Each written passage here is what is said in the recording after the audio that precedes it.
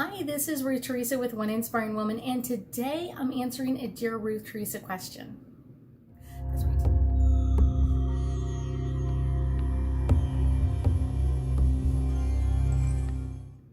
That's right. Today I'm answering a question from a client of mine who is not a stay-at-home mom. Both her and her husband work, and they have 4 kids. And so she's a very, very, very busy mom. She's got a lot of stuff on her plate.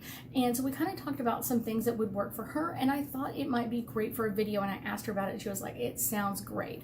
So let me give you some suggestions that I gave her.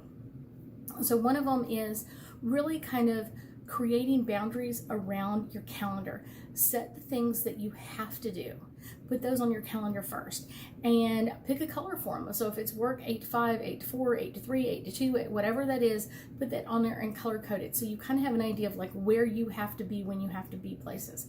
If things change, if you have to travel or do something else, then change those colors as quickly as possible. When you do this, it kind of gives you an idea of like where you have spaces. Now, I would say the next thing to do is kind of put some personal time on there for you.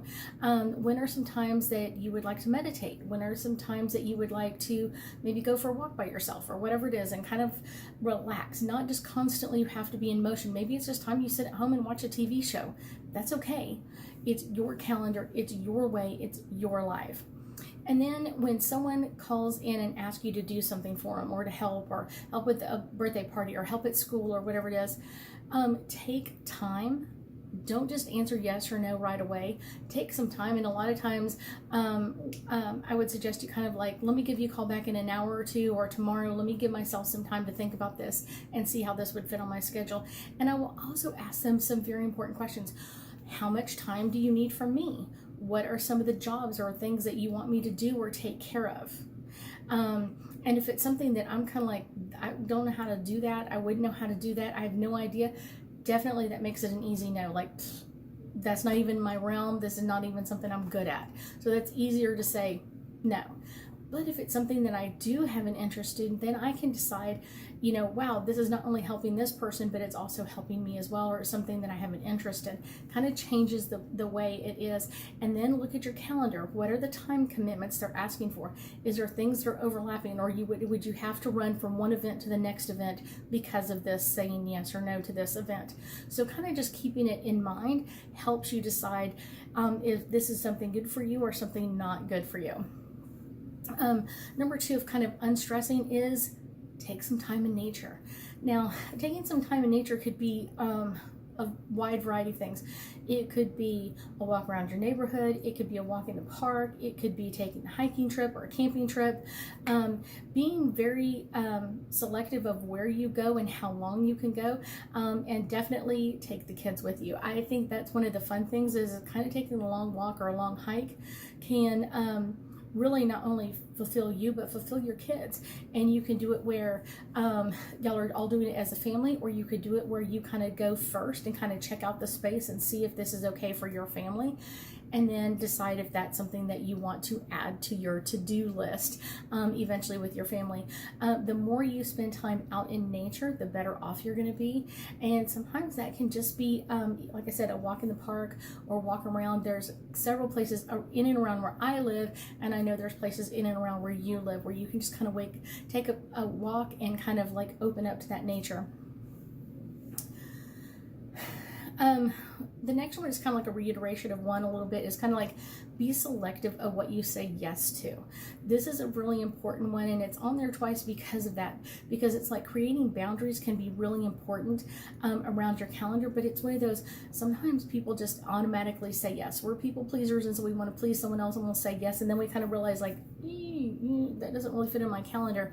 So make sure that you're doing that and allowing that to come forward. Speak your truth is number 4. Is kind of speaking your truth of like, what you've asked me to do doesn't work.